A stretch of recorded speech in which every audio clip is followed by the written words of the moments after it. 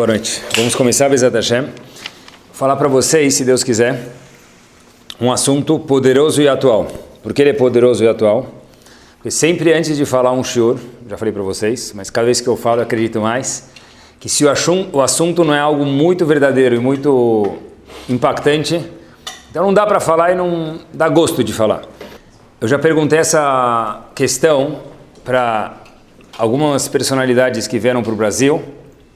Sempre tive uma pergunta. Qual foi o primeiro dos avot? Essa não é minha pergunta, vou chegar na minha pergunta. Mas qual foi o primeiro dos avot? Avram Avinu. Qual que é a missão que Avram Avinu tinha no mundo? O primeiro monoteísta. Então, uma coisa importante, by the way, entre parênteses, Avram Avinu não foi o primeiro monoteísta. Só vou falar isso entre parênteses, porque a gente ficou um pouco mais culto ainda. É impossível falar que Avram Avinu foi o primeiro monoteísta quando Adam Arishon certeza foi monoteísta. Quando Noah, que veio antes de Avram Avinu, é chamado pela Torá Ish Tzadik. Então Avram Avinu nunca foi e nunca será o primeiro monoteísta. Ele foi o primeiro a redescobrir Hashem no mundo obscuro de Hashem. Mas voltamos. Qual era a missão de Avram Avinu? Difundir a Kadosh Baruch Hu, Hashem no mundo.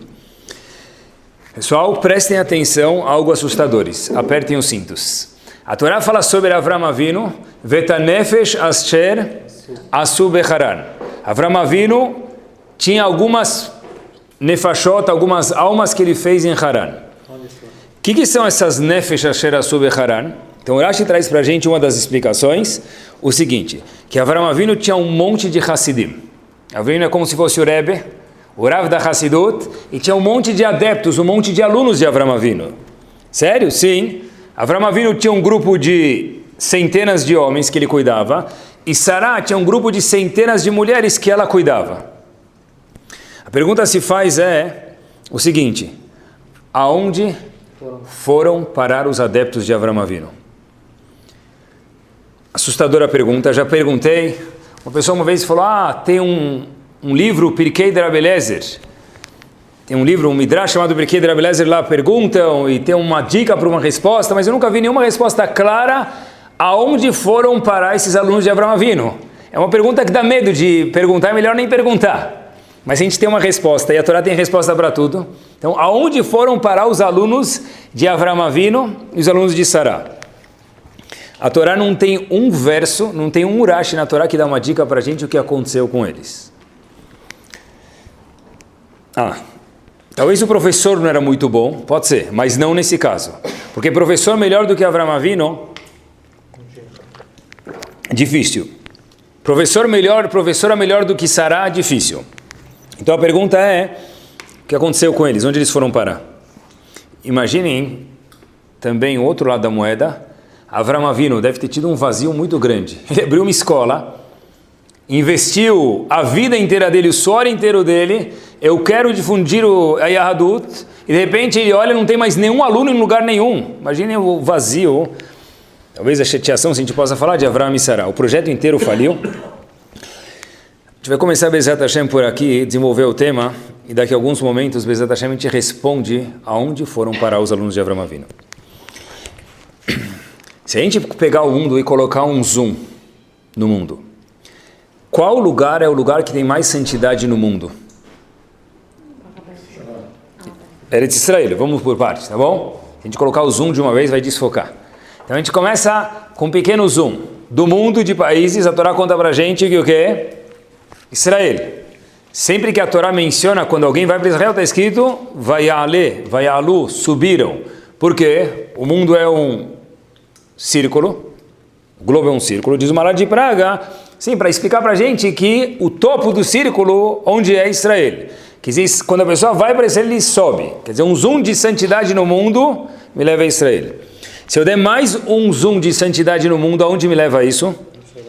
Yerushalayim. Mais um zoom, Bet HaMikdash. E o último zoom que a gente possa dar, Kodesh HaKodashim. Então, a minha câmera está no zoom máximo, chega dentro do lugar mais santo, e talvez dá para dar mais um zoom ainda dentro do Kodesh HaKodashim, o Aron HaKodesh, o lugar onde tinha o Sefer Torah de Moshe Rabbeinu e as Luchot quebradas estavam lá dentro. em cima do lugar que tem o maior zoom do mundo, haviam 2 kruvim, 2 anjos. Esses 2 anjos, eles ficavam em cima do Aron HaKodesh. Está escrito, tem um passuco na Torá que fala para a gente como eram esses anjos.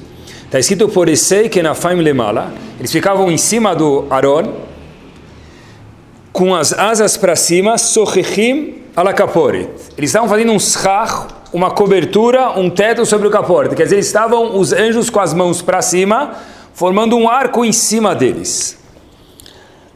Olha que interessante. Está escrito sochechim ala kaporet, acima do caporet. Mas poxa vida, o lugar mais santo é o Kodesh Kodashim, o lugar mais santo é o Aron. Eles estão acima do Aron, ainda precisa ficar para cima, com as asas para cima disso? A Torá está falando para a gente algo que a gente já tem escutado de alguma forma ou outra, que independente de onde você está, independente do lugar que você está, mesmo que você estiver no lugar mais santo do mundo, tem que ser acima. Por quê? Porque se a pessoa parar de crescer por algum momento, ele perdeu de fazer o que a Kadosh Baruch Hu quer dele. Mesmo os anjos estavam no lugar mais santo, acima do Aron HaKodesh, tinham que estar o que quer dizer sobre? Com as asas para cima. Tem um livro chamado Shemen HaTov, ele explica por quê, para demonstrar para a gente que a Kadosh Baruch Hu queria mostrar no lugar mais santo ainda precisa estar sobre, querendo com as asas crescer, porque a asa é o que leva a pessoa acima, a crescer, independente do nível que a pessoa está, mesmo que ele está num nível máximo. Agora é o seguinte, por que a pessoa precisa estar sempre querendo crescer?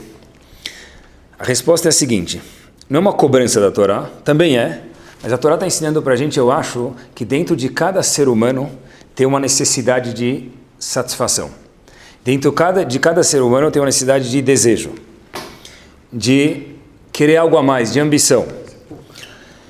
E se a pessoa não preencher essa necessidade, vai ficar faltando algo dentro dele. Me explico. É o seguinte, e acho que isso de verdade é super importante no século que a gente vive. Por quê? Rav Israel Misalant tem um livro chamado Rav Yitzhak Blazer. E Rav Yitzhak Blazer, Rav Israel Misalant tem um aluno chamado Rav Yitzhak Blazer. O aluno dele, Rav Yitzhak Blazer, escreveu um livro chamado Korvei Or. Nesse livro, no capítulo 8, ele traz uma anotação poderosa. Ele traz um Midrash Rabbah em Parashat Pekudei.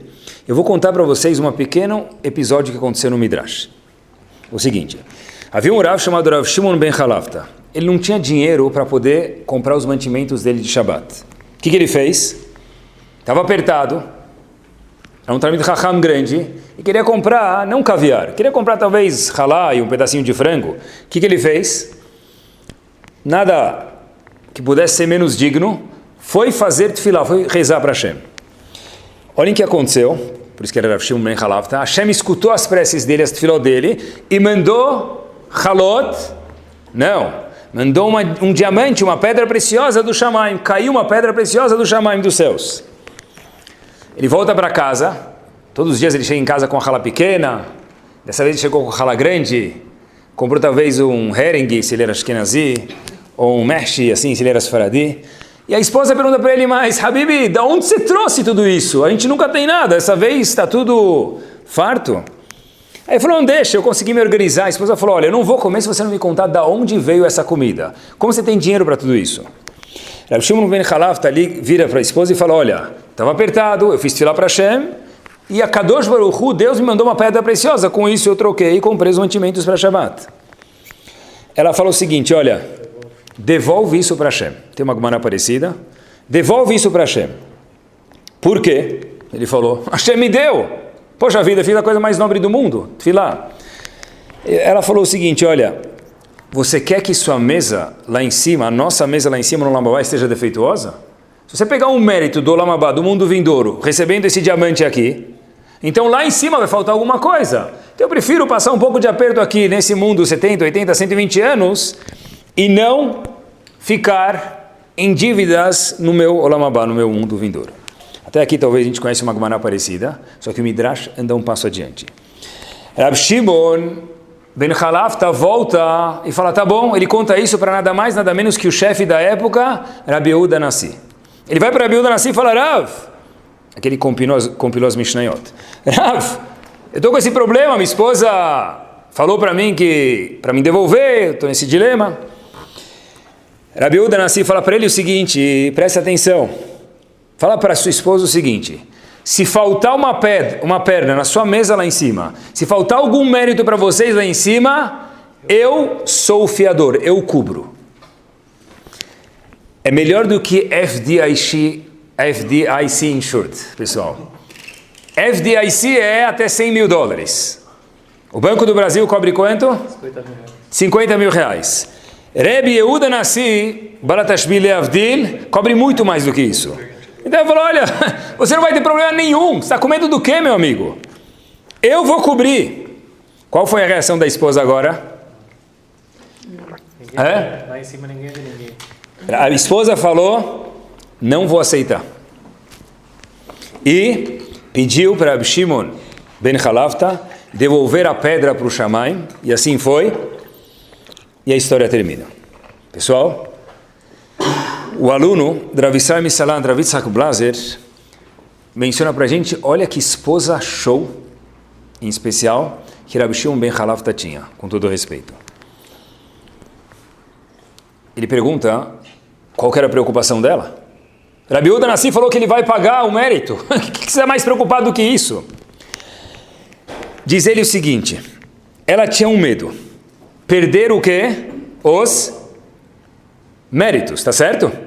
Alguns erros, pegando a pedra preciosa do Shamayim para usar aqui nesse mundo. Mas o fiador era Rabi Yehuda Nassi.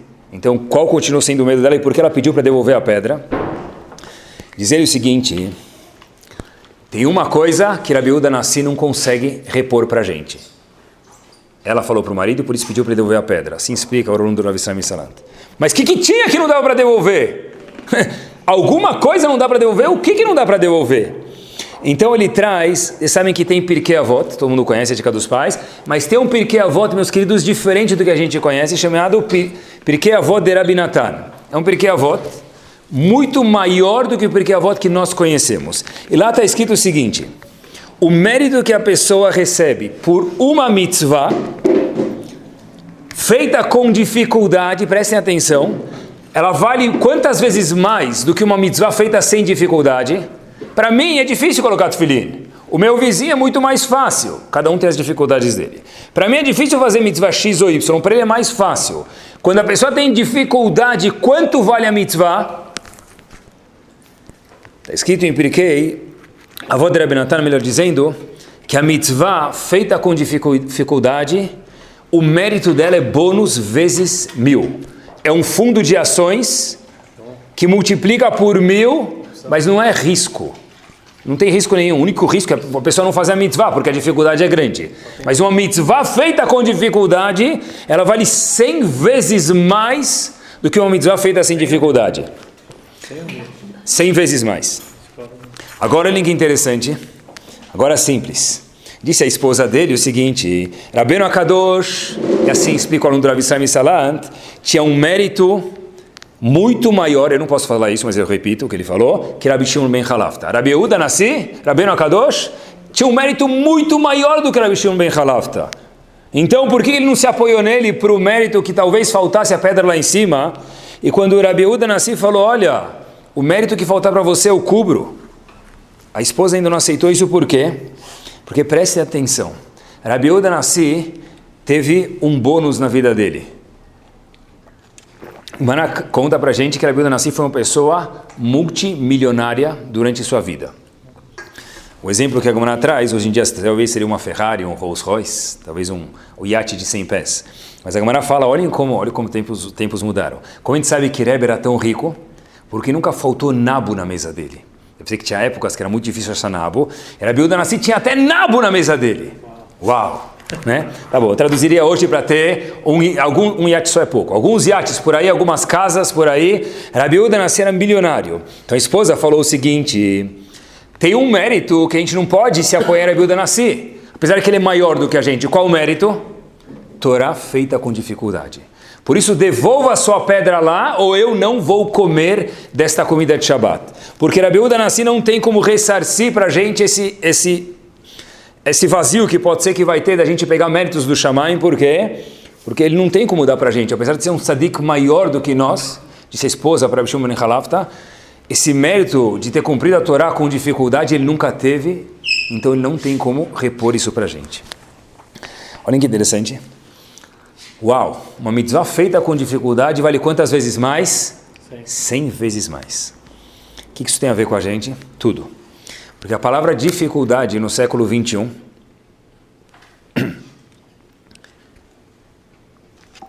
é a palavra que está cada vez menos solicitada no dicionário. A palavra dificuldade não existe muito mais na vida da pessoa. Sério, todo mundo tem dificuldade, sim, mas a gente sempre tenta achar um jeitinho para resolver a parada. Olhem que interessante. Vamos explicar um pouquinho melhor. Na última parashá de Sefer Vaikra, qual que é a última parashá de Vaikra? Quem me ajuda? Parashá de Bechukotai. Lá está escrito o seguinte: Im Bechukotai telechu. Famoso passuco. Se vocês cumprirem minhas mitzvot, e aí tem inúmeros, dezenas de psukim diversos que falam para a gente, vai ter um monte de bênçãos nesse mundo também. Rashi pergunta, se você cumprir minhas mitzvot, você vai ter méritos. Mas a que se refere em Bechukotai telechu se você andar nos meus caminhos? Não pode ser cumprir mitzvot. Por quê? Porque no mesmo verso está escrito Veit mitzvotai tishmoru, se você cumprir minhas mitzvot. Então o passuco começa, se você andar nos meus caminhos e cumprir minhas mitzvot, tanto um quanto o outro, você vai receber méritos gigantes. Então eu pergunto, Rashi, a que se refere? Eu não sei. Porque o fim do passuco fala, se eu cumprir minhas mitzvot. A que se refere o começo do passuco, se você andar nos meus caminhos? Rashi fala para a gente, as palavras são repetidas em todas as yeshivot nessa parashá. Tiu amelim batorá. Sejam esforçados na Torá. Um Rashi fofo, lindo, como costumamos a dizer, um patrocínio Hello Kitty. Pessoal, na prática, esse é o Rashi mais difícil da pessoa cumprir. Me esforçar no estudo? Como assim? Rabino, não vai ter sushi? Eu não vou. Na vida sempre se dizia no free lunch. Se você não fizer um free lunch, não tem shiur. Sushi na faixa, ou pizza na faixa, o que for. Por quê? Porque tem a necessidade hoje em dia. Tem, tá certo. Mas e aí? Cadê o Rashi em Tiu Amelim Batorá? Cumprir as mitzvot até o fim do passuco. E o começo do passuco também é importante. Se esforçar por Torá. Olha, na verdade, eu queria mudar de Masechet. A gente pode usar outra Masechet? Claro que pode, mas por que você não gostou dessa Masechet? Desse tratado do Talmud? É que a primeira página, a segunda, estava legal, tinha algumas historinhas. Agora ficou meio confuso. Então não dá para continuar. A gente pode estudar outro tratado do Talmud que é mais fácil. Pessoal, a palavra difícil, dificuldades, que a mitzvah vale 100 vezes mais, é uma palavra que na verdade está cada vez mais obsoleta. A gente tenta pular ela na vida. Dá para pular um daf da Gemara, eu até continuo na mesma Gemara, mas dá para pular essa página do daf Yomi, eu pulo ela. Depois no próximo ciclo, Bezat Hashem, eu volto, está meio confuso. A Gemara pergunta para a gente no Tratado de Kiddushin, na página 31a, uma pergunta que, sempre que a gente pergunta fora do âmbito de Torá, difícil das pessoas acertarem. Agora que eu já falei que é difícil, todo mundo já vai imaginar o contrário e vai acertar. Mas prestem atenção. Quem é mais meritoso, pergunta a Gemara? Alguém que cumpre uma mitzvah porque ele é de alguma ONG, porque ele é voluntário, porque ele está afim, ou porque alguém está obrigado? Vamos tentar processar a pergunta antes de responder o que a gente já conhece. Tentar de novo. Vamos dizer que a gente pergunta para alguém, sempre que eu quero ver se eu entendo de verdade o assunto, eu tento imaginar explicando alguém para uma pessoa que nunca vi na vida. Não tem nenhum background de Torá. Pergunta para ele o seguinte, olha, quem é mais nobre para Hashem? Quem vai ganhar um beijo na testa mais gostoso de Akadosh Baruch Hu? Os dois vão ganhar. Mas quem vai ganhar um maior? Aquele que cumpre a mitzvah porque ele é obrigado, ou aquele que cumpre a mitzvah porque ele está afim? Quem vai na escola porque ele é obrigado, ou quem decidiu na escola? Quem me ajuda porque ele tem obrigação e por isso que ele veio na festa, ou ele veio na minha festa porque ele gosta? De quem é mais nobre? A Gemara fica na dúvida, porque a pergunta não é fácil, a gente já sabe a resposta, mas a Gemara tem um debate sobre isso, e a Gemara tem uma ginga e fica na dúvida. Mas depois de algumas linhas, a Gemara conclui a seguinte palavra. Gadola metzuvem veose, mimishe no metzuvem veose. Algo assustador, que deveria ser pelo menos. Alguém que faz uma coisa obrigatória tem um mérito maior do que quem faz sem obrigação. E a pergunta é, por quê? Why? A Gemara não responde. Urashi não responde. O Tosfot fica assustado. Fala, uau, tem que ter alguma resposta, porque aparentemente isso não é normal. Ainda mais que eu volto, a Gemara não conclui isso direto, ela fica num debate. Depois ela conclui. Tosfot fala o seguinte, você tem razão. Quem faz uma mitzvah, assim eu entendi o Tosfot, por ser voluntário, ele é muito mais nobre. Você tem razão. Ele é mais fofo. Mas nos olhos de Hashem, quem faz por obrigação tem um plus que quem é voluntário não tem. Qual é o plus que ele tem? Diz o Tosfot para a gente, explicando a Gemara o seguinte. Quando eu sou obrigado a fazer alguma coisa, eu tenho uma pressão em cima de mim. Eu vou dormir já sabendo que o alarme precisa tocar, porque se eu chegar amanhã atrasado no minyan, como se fosse o exemplo, por exemplo, pode ser, eu sou o 10º. Então eu já vou dormir mais preocupado.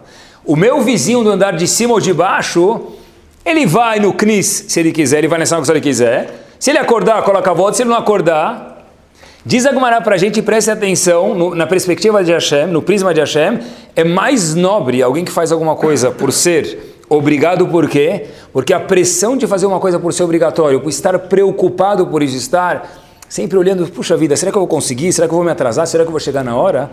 Ela é muito mais nobre do que alguém que faz voluntário. Quem faz voluntário também é nobre, mas quem faz sendo obrigatório é mais nobre ainda. Um exemplo que não seja prático para nenhum de vocês, mas eu passei por isso de alguma forma ou outra. Quando a gente está no ano de Kadish, eu, Bezat Hashem, tento rezar sempre com minyan. Mas quando eu estive no ano do meu pai ou da minha mãe, cada minyan era um minyan. E o Waze talvez seja o melhor do amigo do homem naquele momento especial. Puxa vida, eu não posso perder minha Hanei Arvit, que eu preciso falar Kadish. Esse é o mínimo de respeito que eu dei aos meus pais. Essa preocupação, esse que se diz em árabe, em hebraico, permitam, lachatz, essa pressão, é o que o Tosfot diz para a gente que faz a pessoa ganhar um mérito maior, porque essa é uma dificuldade. Essa dificuldade gera um mérito 100 vezes maior. Olhem que fascinante. Quais são os 3 Hagim do povo judeu? Pesach, Shavuot, Sukkot. Coisa mais legal do mundo. Já fizemos isso 1000 vezes. Eu nunca tinha pensado nesse prisma. Pesach tem muita preparação de 0 a 10. Pesach, qual a preparação de Pesach? 11. Beleza. Alguns começam um mês antes e terminam 10 meses depois. Por que começam um mês antes? Porque tem que limpar a casa e fazem tanta comida que demora 10 meses o quê? Para comer a comida de matzah que estava no freezer, né? Então Pesach demora muito. É uma preparação estronda, 10 unidades. Sukkot, quantas unidades de preparação tem, meus queridos? De 0 a 10? 5, talvez? Construir açúcar. Se não, você vai na açúcar da sinagoga e se resolve. Mas é uma preocupação. Prestem atenção que bomba. Shavuot, de 0 a 10, qual a preocupação? 0. Ou as mulheres 1 para fazer aquele cheesecake? Masbut? Pessoal, caiam da cadeira agora. Qual é a festa mais conhecida dentro dos Yehudim? Pesach, Shavuot ou Sukkot? Pesach. A segunda? Sukkot. A terceira? Why? By the way, não. Quanto maior a dificuldade, mais fica dentro de cada um de nós. Pesach é muito mais celebrada, mesmo sendo pessoas menos religiosas. Sukkot é o segundo e Shavuot, talvez te digam que em Halab nem tinha Shavuot. Não é? Por quê? Porque a nossa geração fala, olha, a gente quer um judaísmo light. Nós nos enganamos, porque a Torá prova isso para a gente. Quer dizer, não está escrito isso num livro de Chachamim, mas acho que é a prova do shur de hoje. Um passo adiante, tem uma festa ainda que ela é mais poderosa ainda. Qual a festa que é mais poderosa do que Pesach ainda? Yom Kippur. O pessoal começa a comer um mês antes. E ele já pensa 2 meses antes, onde ele vai cortar o jejum. Por quê? Parece que nós valorizamos, meus queridos, o quê? A preparação, o esforço. Quanto maior a dificuldade, mais Bnei Israel apreciam isso. Depois que pensei nessa anotação que eu falei para vocês agora, lembrei que a Gemara em Shabbat fala isso. A Gemara em Shabbat fala para a gente, no Tratado de Shabbat, que a mitzvah que tem um impacto maior dentro do povo judeu é o Brit Milá. Infelizmente hoje tem muitos judeus que não fazem, é triste. Mas Brit Milá ainda tem um impacto grande. Por quê? Porque Avram Avinu, que foi o primeiro a fazer Brit Milá, fez Brit Milá com 99 anos de idade. Então, já que era difícil, ficou marcado.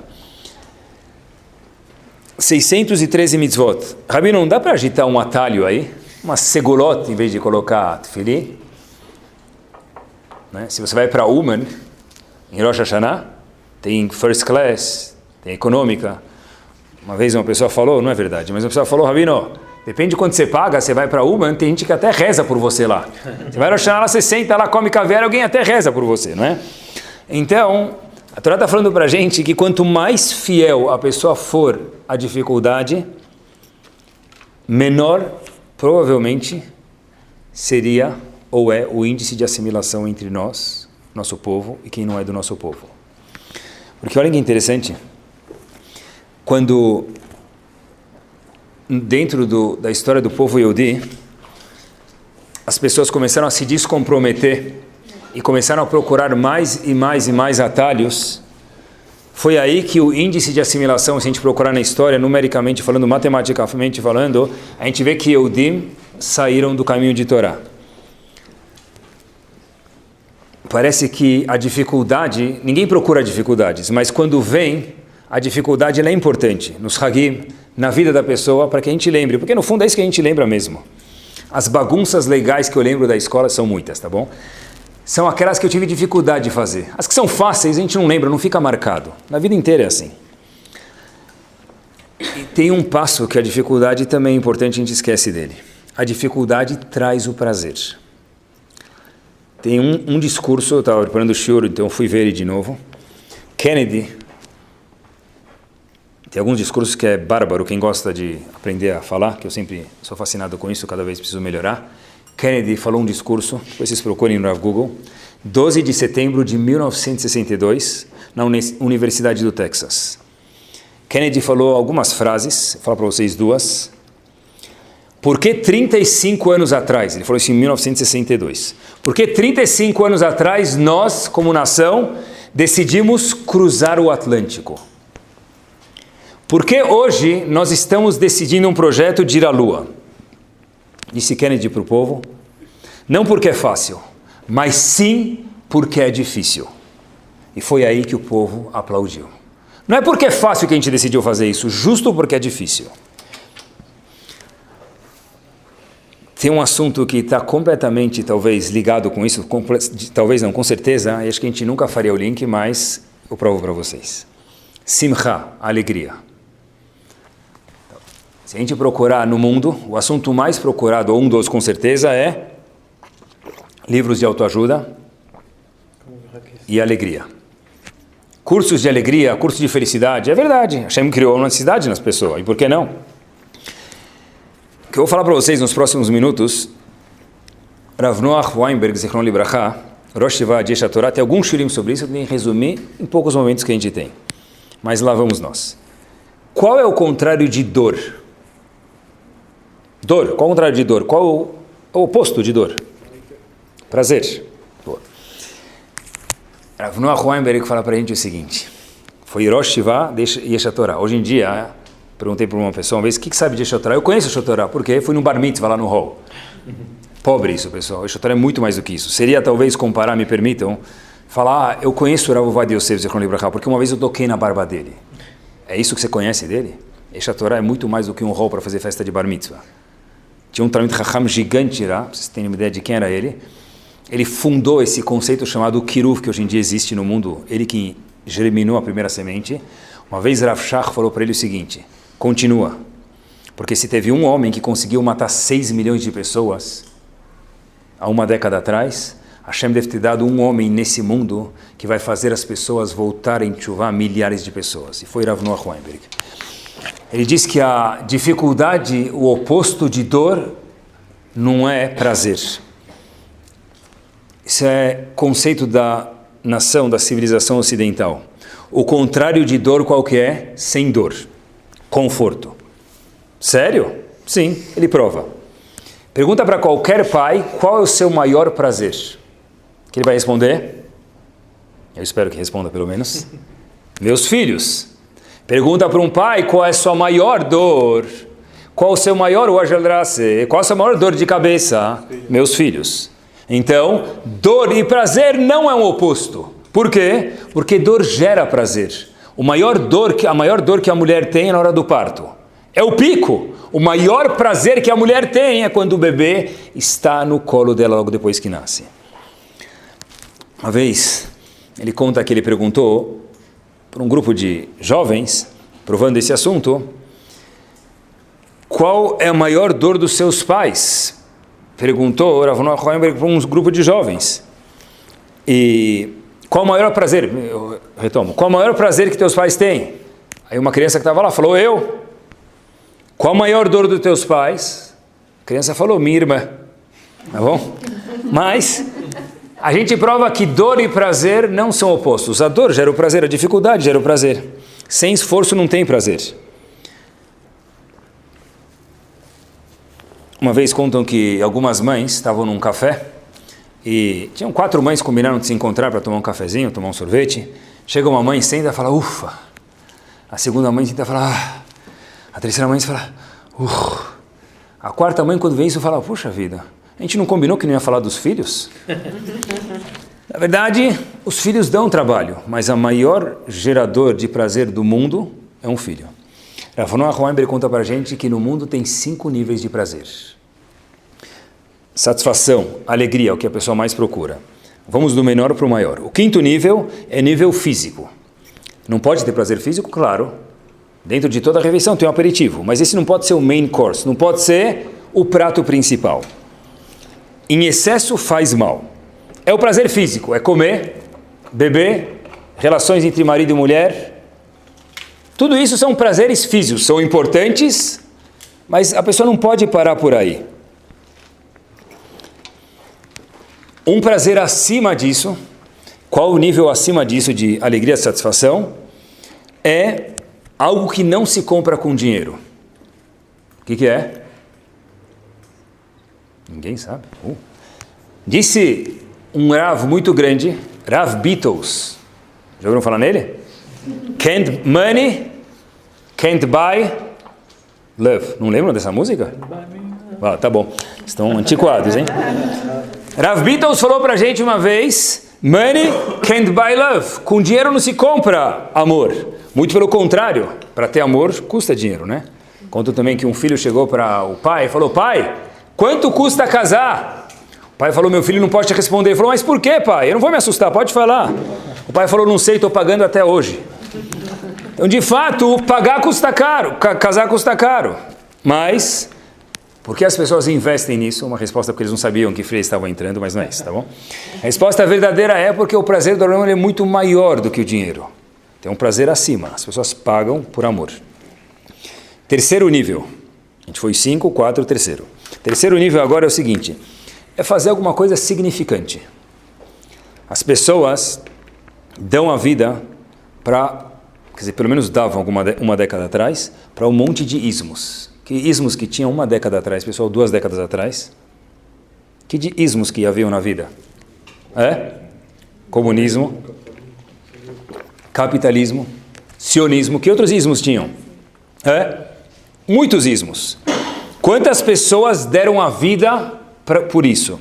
Hoje em dia, talvez, o único ismo que tem é sushismo, pizzasismo, né? As pessoas pararam de ter ideais, pode ser. Mas, olha que interessante, por que uma pessoa ele é patriota? Por que uma pessoa fala, eu vou ser diretor de uma escola? Meu amigo, é sem dormir, vai investir dinheiro, vai receber bronca de todo mundo, elogio, never jamais dans la vie. Por que alguém vira diretor de uma escola? Por que alguém vai virar presidente de uma sinagoga? Gabai da sinagoga? Por quê? Porque a pessoa procura algum objetivo na vida. O maior prazer no mundo é quando você tem um valor, quando você tem algum objetivo, e aí você fala, uau, eu vivo por isso, eu sei que eu vou levar desaforo, mas eu sei que tem um bem maior, eu não sei te explicar, mas é um prazer tão grande que eu estou pronto, na geração passada com certeza, se eu tivesse mais uma vida, eu daria as 2 pela pátria.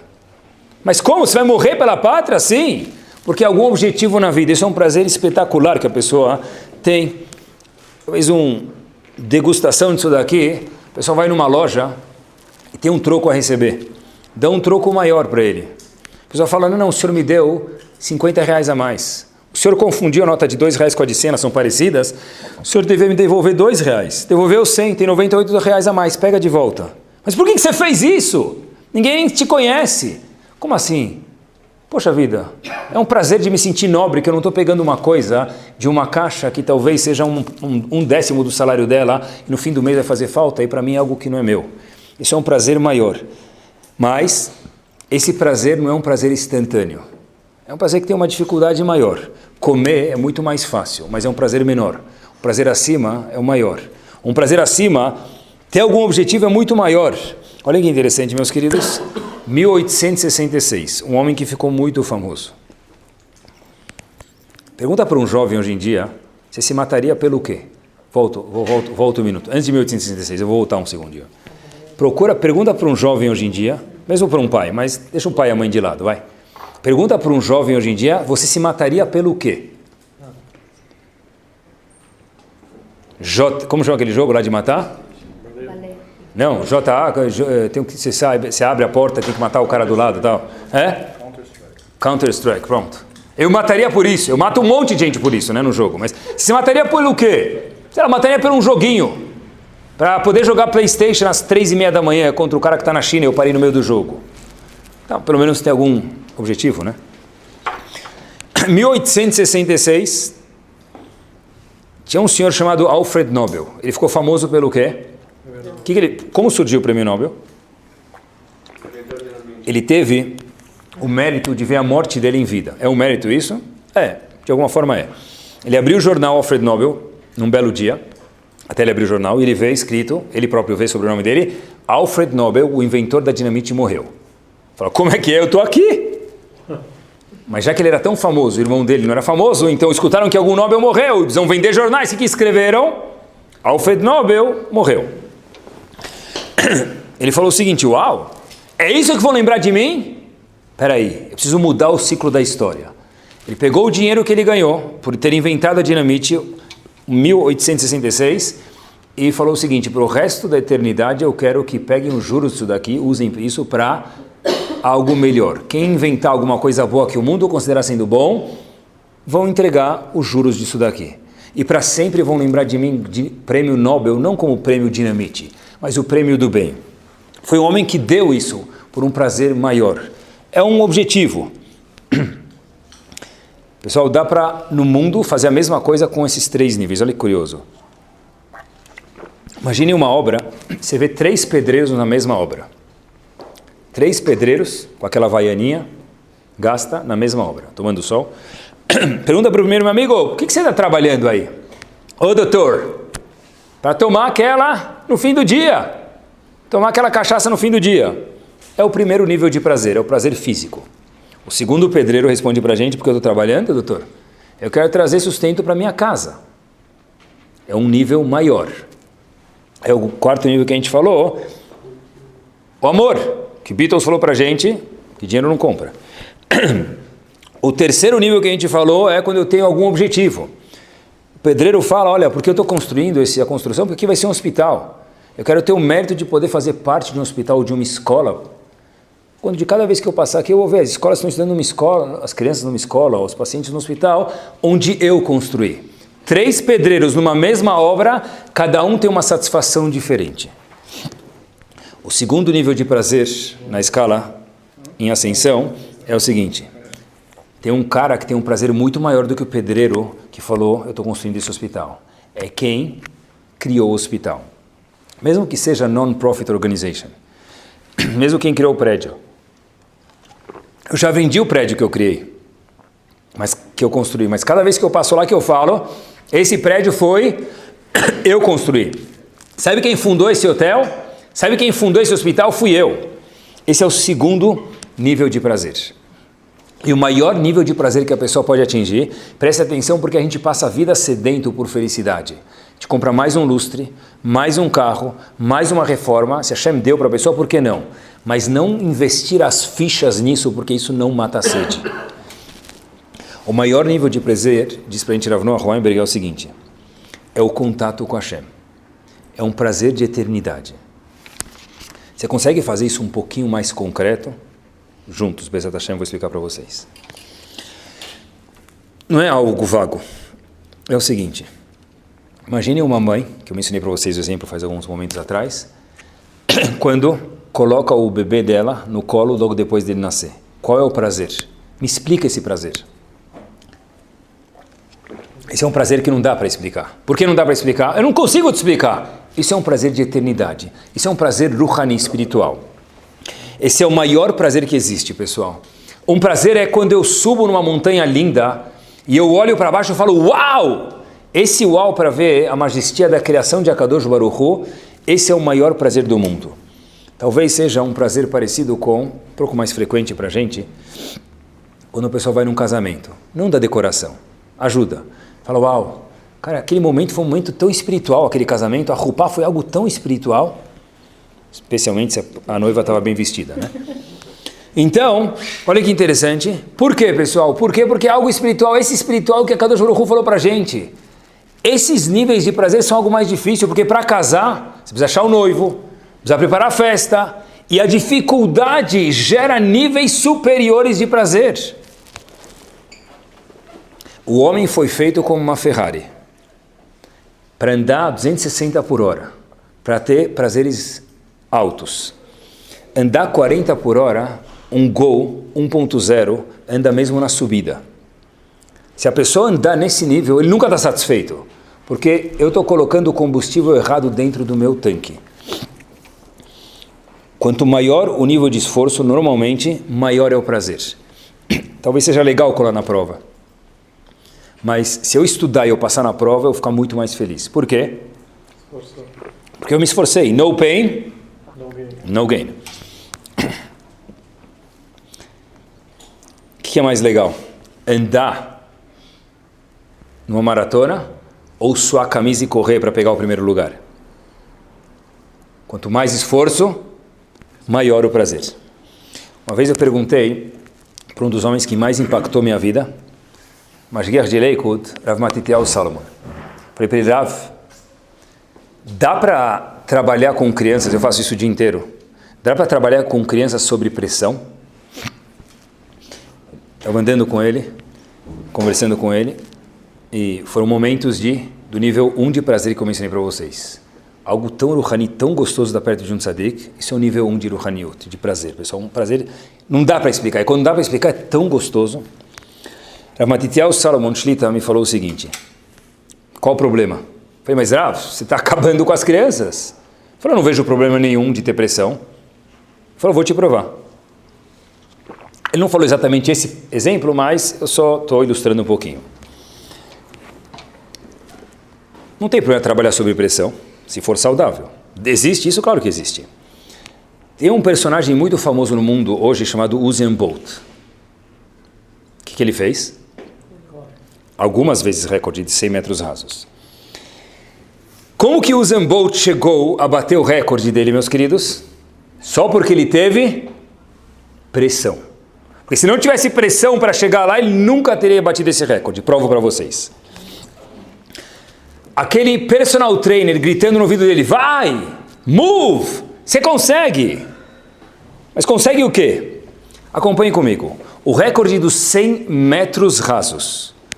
Nos Estados Unidos aconteceu, um atleta americano, em 1912. Quanto que era? 10,6 segundos. Teve muitas etapas, eu vou resumir. Em 1960, já quase 50 anos depois, um atleta alemão mudou o recorde de 10 segundos para 9,9 segundos. Uau! 1976, o recorde abaixou mais um pouco. Até que, em 1991, pessoal, a gente foi de 1912 para 1991, teve quase 80 anos. Uma pessoa também famosa, Carl Lewis, foi de 10 segundos para 9,86. 14 milésimos é muito. Até que o Usain Bolt, em 1991, falou, se ele conseguiu, pressão isso, 9,86 eu consigo menos. Ele fez 9,79. E pessoal, olhem que gdulá. Se o Usain Bolt falou para si mesmo, se eu conseguir 9,79, eu consigo abaixar mais ainda. Até que em 2009 ele conseguiu fazer 9,58. Própria pressão dele. O recorde foi de 10 para 9,58 porque sobre pressão. Então disse para mim, Rav Matityahu Salomon, você vê? O homem só atinge, só bate, só quebra barreiras quando tem pressão, dificuldade. Qual o problema da pressão? Nunca teria acontecido isso se não fosse por pressão. Pessoal, olha onde esse homem conseguiu chegar, o Usain Bolt. Olha onde ele conseguiu chegar. Eu procurei um pouquinho mais. Nosso shiur também é cultura. A média, se você pegar uma calculadora matemática e fizer a conta, a média matemática para fazer 100 metros rasos, em 9,58 segundos, que foi o último recorde dele, são 37,5 km por hora. No pico, esse homem atinge 44,72 km por hora. Estamos falando de um homem. Consegue comparar isso? Consigo. Procurei. É exatamente o que um Fiat Uno consegue fazer 1.0. Um homem conseguiu fazer 100 metros rasos e atingir em 7,8 segundos a sua corrida 44,72 km por hora, a mesma coisa que um Fiat Uno 1.0. Como? Sob pressão. Uma Kombi 1.6, 1.060 cilindradas, precisa de 10 segundos para atingir 44,72 km por hora. E Usain Bolt precisou de 7,8 segundos. Um homem sem 4 rodas, um homem sem motor, mas um homem que tinha pressão, que tinha dificuldades, e se falou, eu consigo. Sobre pressão, sobre dificuldades, eu consigo. O que me levou a falar esse shiur inteiro? Esse dado. Que eu vou falar para vocês. Fizeram uma nova moda, super legal e produtiva, que em Bar Mitzvah se dão livros de avós. Não é isso? Começaram já, Baruch Hashem, faz algum tempo, e é muito bom. Eu fiquei olhando os livros, eu sempre gosto de aprender, então eu leio, e sempre dá para aprender, dos diversos livros que fizeram recentemente. Eu fiquei pensando o seguinte: que livros, meus queridos, nossos netos escreverão sobre os nossos filhos? O que vai ter para ser escrito nos livros? Sobre nós. Sobre nós. Nossos netos sobre nós, ou boa. Nossos bisnetos sobre os nossos filhos. Obrigado. Que livros que eles vão escrever? Que batalhas emocionais eles tiveram? Que batalhas físicas eles tiveram? Não, sei lá. O motorista estava me esperando na saída, ele me buscou. O carro blindado estava aqui. Para ir para a natação, se eu chorar, então não precisa. Né? Pessoal, talvez no livro de Bar Mitzvah do meu bisneto vai ser escrito sobre 2 gerações acima. Eu já tenho que escrever. Eu consigo em 3 minutos comer 26 temakis. Não sei, talvez vai ser isso, eu não sei mesmo. As gerações mudaram. Óbvio que as dificuldades também mudaram e o mérito das nossas crianças são muito maiores. Mas tem dificuldades? Tem. Será que a gente sempre tenta acariciar as dificuldades? Coisas que eu vejo dia a dia, 24 hours a day, 7 days a week. Apreciem comigo. O filho foi suspenso. A mãe liga para a escola para brigar com a escola. Por que meu filho foi suspenso? Uau! E a frase seguinte que vem, ele não merece. Ou, é o 3º atraso do meu filho, ou o 4º atraso, depende da escola, ou o 6º atraso. E meu filho foi suspenso no dia seguinte. Qual era o dia seguinte? Dia de prova. A escola, ela não é justa. Então eu vou com meu filho no diretor reclamar. E eu amo os meus filhos. Então eu sou o que se chama de um pai super protetor. Não se preocupa, meu filho. Qualquer furada, qualquer encrenca que você tiver na minha vida, qualquer encrenca que você tiver, eu te salvo. Quer dizer que ele nunca vai ter uma dificuldade na vida dele. Isso é legal enquanto ele está embaixo da nossa tutela. Eu não sei se hoje é 18 anos, talvez muito mais cedo, eles já começam a sair por aí. E aí, quando ele casar, quem vai proteger ele? Você. Vai ser a sogra que vai ficar o dia inteiro? Você é sogro e sogra? Quando ele for trabalhar, e tiver que entregar um papel, ou chegar atrasado e o despertador não tocou, eu vou ligar para o boss dele e falar, ai, Yarohiana, desculpa ele. Será que eu posso ensinar meu filho a ter dificuldades? Deixa ele ser suspenso uma vez, qual o big deal? Eu já fui suspenso. Se ele fez algo de errado, não tem nada contraditório a amar meus filhos de deixar ele ser suspenso. Pessoal, a vida não é assim. Eu vi uma frase em hebraico espetacular, vou ler para vocês. Já traduzo. Beit HaSefer melamdim otcha shiur ve'az mamidim otcha lemivchan. Uma escola te dá uma matéria e depois te dá uma prova. Olhem que espetacular. Bachaim, na vida, ataomed bamivchan. Você primeiro tem a prova, você tem a dificuldade e depois espero que você aprenda alguma lição. Az lomdim mimenu shiur. A maior escola da vida, qual deveria ser? A própria escola. Se eu tiro todas as lombadas que meu filho tem na escola, todas as dificuldades, como é que ele vai ver a gente na vida? Eu não sei porque meu filho é mimado. Olha no espelho. Porque todas as dificuldades que eu tenho, ele tem muitas vezes, eu sou o Abba ou a Ima com a capa do super-homem, só que não é super-homem, é mãe superprotetora. Pessoal, isso não é amar os filhos. Uma vez, uma criança falou o seguinte, o que você quer que eu faça? Meu pai é assim? Minha mãe é assim? Como é que eu posso ser diferente? É colocar a culpa nos outros. Está muito na moda colocar a culpa nos outros, né? Meus pais são assim, então o que eu posso fazer? Uma criança até falou uma vez, olha, Rabino, a culpa é minha, eu coloco em quem eu quiser. Mas... Você vê que Rabino também é divertido, né? Mas olha que interessante, queridos. Se eu sempre colocar a culpa nos outros... Bom, eu fui mal na prova porque justo o capítulo que eu estudei não caiu na prova. Todo mundo já passou por isso. Aqueles 3 capítulos que eu estudei, o quarto tinha 90 pontos na prova e aquele caiu inteiro. Tá bom. Eu vou falar para vocês uma coisa que não pode fazer. Pegar a criança e ficar 1 hora dando shiur de mussar, de ética dos pais para ele. Não faz isso. Porque cansa a criança. Ele já sabe que ele errou. Não precisa falar, olha, agora você se vira, você se azara. Não é essa a conduta que eu estou querendo ensinar para vocês. É o seguinte... Meu querido, queria muito te ajudar, mas na vida tu tem causas e consequências. Acontece. Foi suspenso, vai passar. Talvez você vai ter que estudar um pouquinho mais. Se eu puder te ajudar com uma aula particular, alguma coisa, pode contar comigo. Mas eu não vou ligar para a escola falar que a escola está errada e você abusa a cara, você está certo. Porque isso é tirar as dificuldades do filho, porque todo mundo vai ter dificuldades. A musculação acontece na escola para a vida. Isso não é contraditório ao amor? Não. O que quer dizer amor? Eu defino amor, eu escuto das crianças isso falando, amor não é iPhone 7, porque as crianças querem de amor de verdade, eu quero o carinho dos meus pais, eu quero a atenção dos meus pais. Eu posso até querer que meu pai estude comigo, minha mãe estude comigo, ou jogue bola comigo. Eu brinque de boneca, sei lá. E com isso a gente termina. O Rebbe de Kotsk, o famoso Rebbe de Kotsk, durão, estava procurando um lugar para estabelecer a Hassidut dele. Na Europa, isso. E obviamente que ele terminou em Kotsk, porque você não sabia o Rebbe de Kotsk, né? Rebbe de Kotsk é o Rebbe da cidade de Kotsk.